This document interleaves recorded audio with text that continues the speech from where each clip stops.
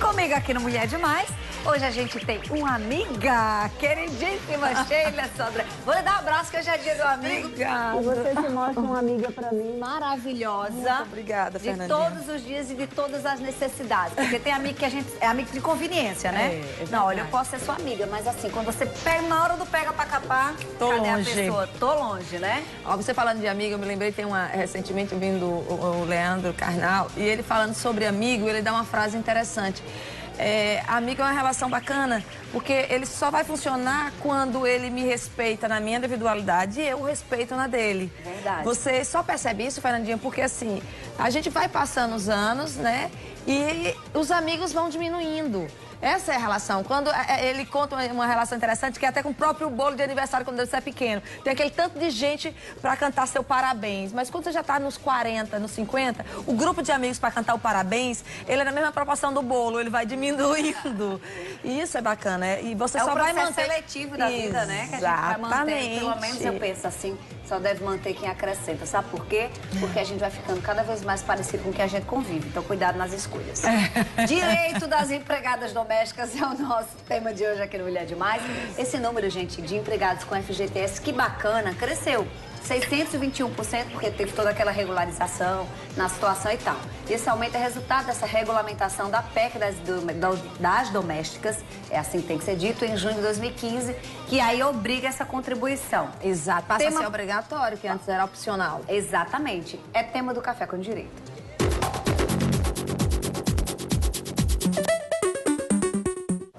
Sheila, a gente tem esse número como uma conquista, né? Um aumento de 621% de empregadas domésticas com FGTS, né? Verdade. É uma mudança muito grande de cultura mesmo, Fernandinha. Porque o que acontece?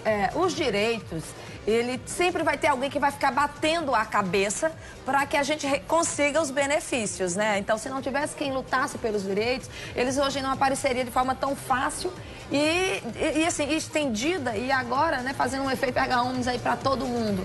Porque hoje em dia o mais importante numa relação de trabalho do trabalhador doméstico e do empregador doméstico é realmente essas garantias, partindo do primeiro ponto. A carteira deve estar assinada.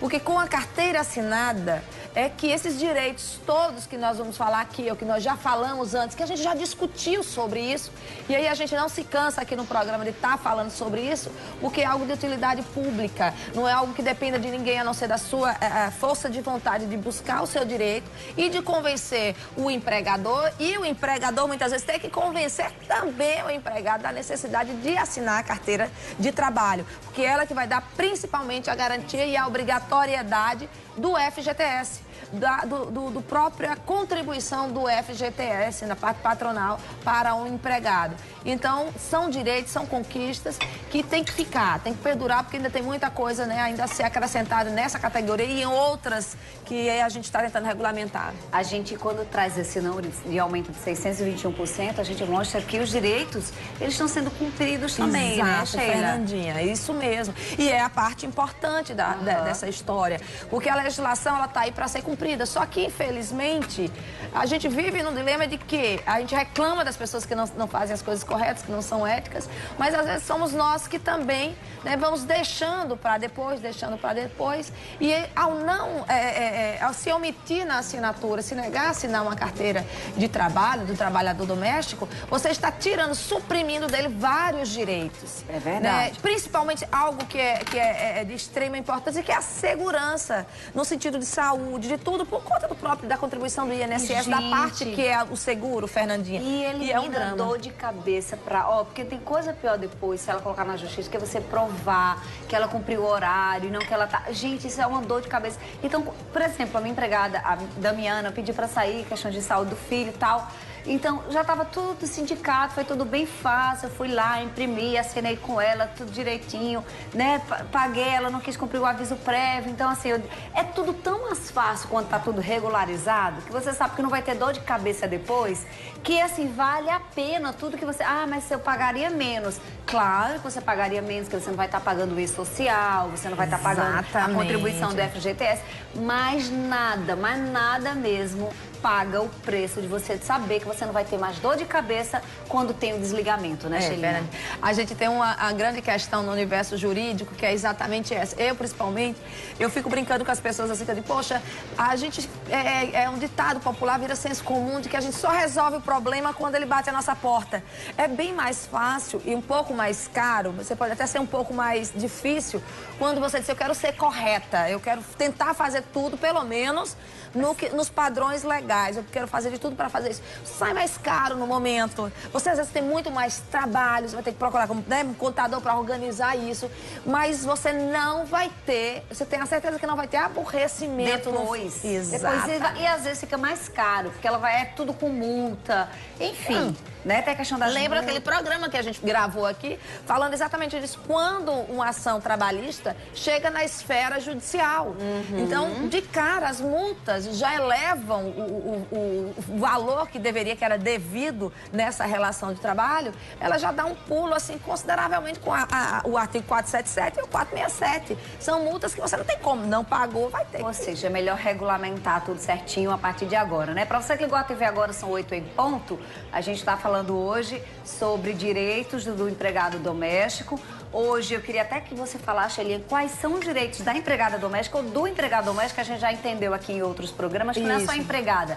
Tem jardineiro, tem um monte de situação, né? Tem um monte de motorista que se enquadra nessa categoria. Com relação ao uso do FGTS. Pois é, em relação ao uso do FGTS, ele serve, é a mesma situação, Fernandinha, para todo mundo, para todo trabalhador, porque tem direitos que ele já atende a todos, como, por exemplo, também a licença maternidade, né? Na medida em que você é você é credor do FGTS, né? Você recebe o FGTS, você entra nas mesmas regras, na possibilidade de utilizar o FGTS, em que momento você vai poder utilizar o FGTS, sacar, e aí acaba sendo um direito isonômico para todas aquelas pessoas que têm aquele, a não ser aqueles casos específicos, que você tem alguns privilégios, que é quando você, Deus o livre, tem uma doença grave, que aí você pode sacar o FGTS, né? Em alguns casos específicos, fora isso, quem possui FGTS, quem está cadastrado, né, ele acaba podendo fazer todo o uso desse direito, né, na sequência, até com alguns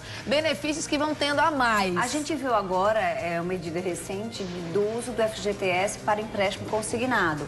O empregado doméstico pode fazer? Vai poder fazer do mesmo jeito. Porque quando você vê, quando eles fazem, eles já dizem assim, para quem tem FGTS. Não faria sentido, pô, eu tenho, mas não uso. Não, agora vai ter as suas regras, que sinceramente eu ainda não adentrei em relação às regras estabelecidas para esse uso. Quanto de margem pode ser? Exatamente. Pelo que eu vi, foram uns 10% a mais de margem. E aí o desconto pode ser diretamente no contra-cheque, porque isso é para o universo privado. E aí, imagina, desconto com a FGTS, aí a empresa deve ter algum formulário, alguma coisa para poder aderir, para que ela faça a retenção do empregado para poder passar, né, para o banco. Então, deve ter alguma regulamentação aí em relação a essas questões. Agora, em relação a todos os direitos, para ficar mais fácil, a gente trouxe algumas imagens. E se puder colocar na tela...